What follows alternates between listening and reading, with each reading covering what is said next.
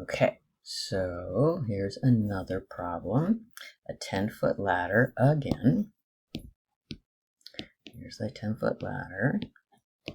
And the top is sliding down at 2 feet per minute. So that's going down. So I'm going to label that as y. Again, don't put the rate in the picture. Label that as y. And I'm going to say that dy over dt is -2. So it's moving down. Okay, so let's see what else they give me. How fast is the bottom of the ladder sliding away? So that's here, so that we're needing to find dx over dt. And when information, when the top of the ladder is 8 feet, so when y equal 8. So let's set up our equation. X squared plus y squared is equal to 10 squared. And let's go take a derivative. 2x dx over dt plus 2y dy over dt is equal to 0. Let's cancel those 2's and plug in what we've got. So I don't know x. I'm trying to find dx over dt. Put the y in as 8, and this is -2. And then I can go solve for the x. So I'm going to take this information and put it in. So I get x squared plus 64 is 100. So x is equal to plus or minus 6. So put that in, dx over dt. And give me 16 over 6. Okay, here we have a tank. So this is another cylindrical tank as a volume you'll need to know. So it's pi r squared h, so it looks like this, right? Big tank. Its radius is 6. That sounds like a fixed number, so I'm just going to, put that in. So there's the radius is 6.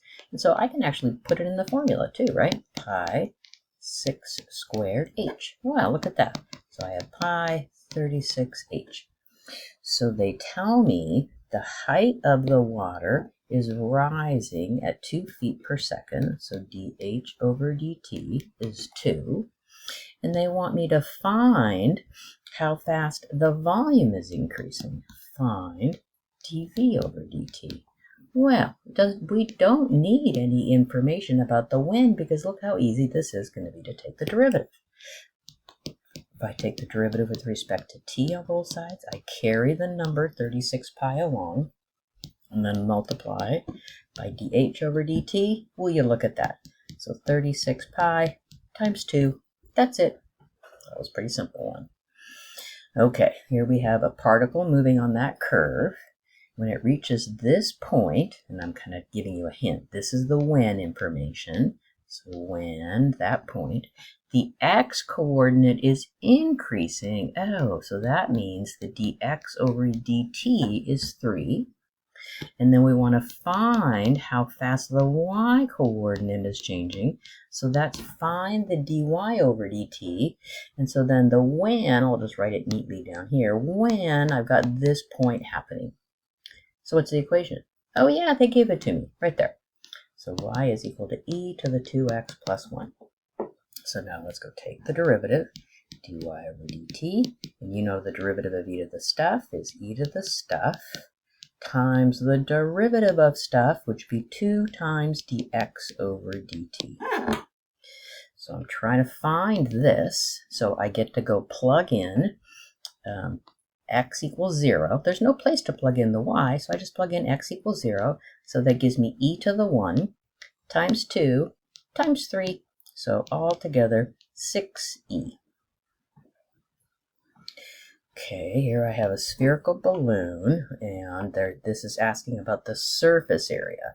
So the spherical balloon decreases, so its surface area decreases at 2 centimeters squared per minute. So that's dA over dt, and since it's decreasing, I'm going to make it -2. And find the rate the diameter is changing. So I want to find dd over dt. Oh, but I don't have d in my equation. But you know that d is equal to 2 radius. So d over 2 is radius. So I'm going to change the equation.